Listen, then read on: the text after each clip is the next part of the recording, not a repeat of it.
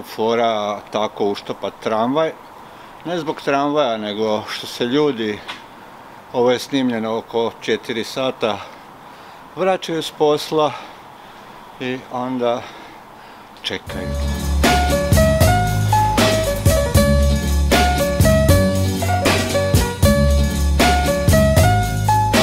A evo od ljepših vijesti, evo napokon su se pojavile krofne, olivom krafne, pa evo ne moram jest kroasane, eto.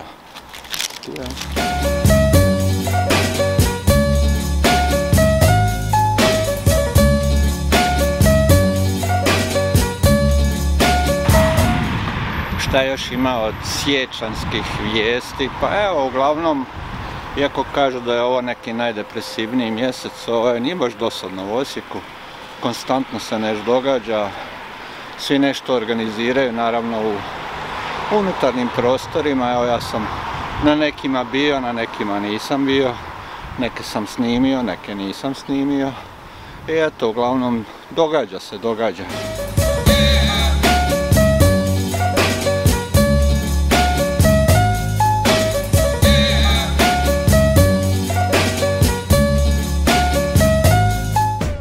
A ovaj mjesec će završiti sa dva zanimljiva događanja. Prvo je Davis Cup protiv Slovačke.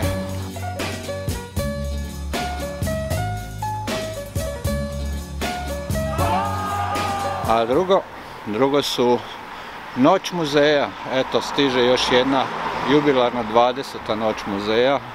Biće tu naravno umjetnosti, a biti će i plesa. Pa eto, dođite i na Noć muzeja.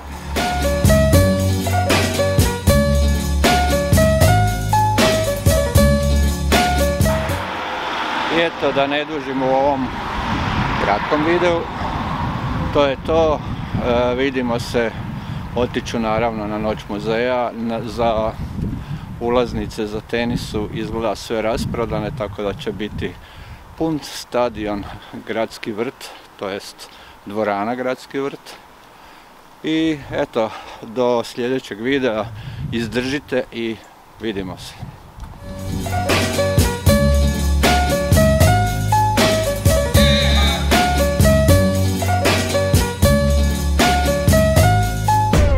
Bring it to me, bring your sweet loving, bring it all.